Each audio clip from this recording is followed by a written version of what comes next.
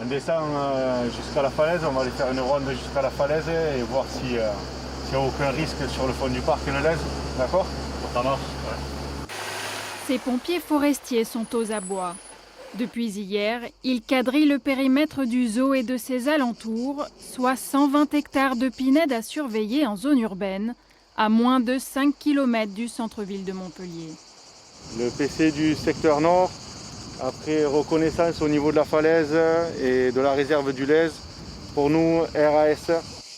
Forte chaleur, vent, sécheresse, la végétation du zoo est très sensible et les risques de départ de feu nombreux.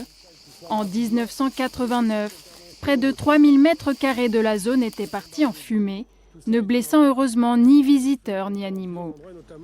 Aujourd'hui comme hier, la direction du zoo a préféré fermer ses portes au public, en accord avec la préfecture de l'Hérault. Ça arrive plusieurs fois par été.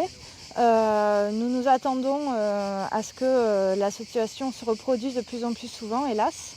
Et oui, l'année dernière, c'est arrivé avec les fortes chaleurs que nous avons eues. Nous avons eu plus de 10 jours de fermeture totale du site. En pleine saison touristique, le zoo de Lunaret accueille habituellement 2000 visiteurs par jour en moyenne. Cet après-midi, les touristes déboutés étaient pourtant venus nombreux.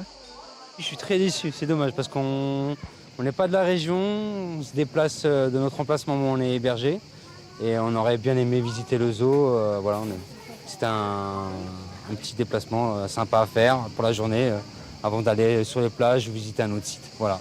Le zoo de Lunaret rouvrira dès que les conditions météo le permettront.